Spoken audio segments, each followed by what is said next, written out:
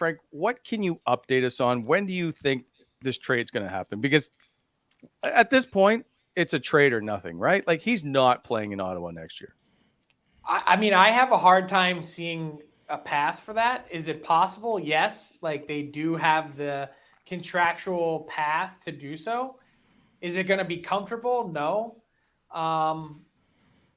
So I'd imagine that the time frame to make a trade, the clock is ticking on it. You know, the sort of drop dead date will be whenever the arbitration date is, because then that's binding, of course, the contract.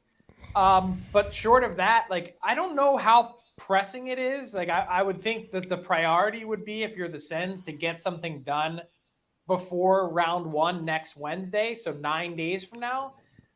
But I still think this is a trade that's possible to do after the fact if the Sens aren't solely focused on draft night capital. If the idea is to get back, a piece lower in the first round, and especially after giving up the pick that you did to get Jakob Chychrun, then perhaps that's your pressure point. The fact of the matter remains that the Sens are not going to get what they gave up last year on draft day for Alex DeBrincat, that number 7 overall pick, and the second and third. That return has sailed now. The point and difficult spot that Pierre Dorion finds himself in is that he now needs to go out and get as much of that as he can, or as close to that as he can, to basically turn around and say, hey, look, we took a swing. We tried to bring in a player that we thought could be a game breaker for us. It's not really our fault that he doesn't want to be here. We're making the push to try and sign this guy to a long-term deal.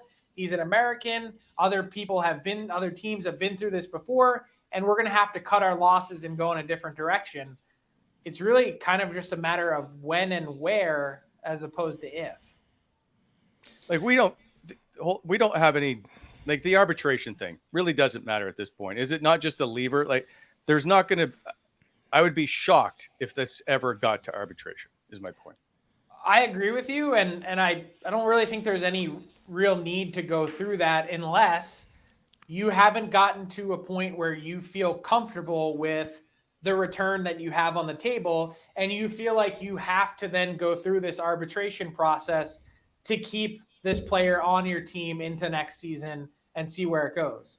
Is that a possibility? Yes, I think it's a small one, and I would tend to agree with you that I think the Sens are kind of in that spot where it's just a leverage point to retain control. What are you hearing, Frank, of teams that, I know he has a list, and we've all heard the Detroits. I think a couple other teams are on there as well. So, Dallas is on there. What are you hearing about possible players? Like, because Ottawa's going to need somebody to come back and play, and somebody can be an impact player. Who are some of the names you're hearing out there right now that could possibly be a player coming the other way? That's sort of the difficult part when you work through this, Jason. Like, you look at the list of guys on these teams. Dallas might be in a different spot, of course, than a team like Detroit, where Detroit is probably in the spot where they're dealing, future assets still. They've got picks 9 and 17 overall, for instance, that they could be moving.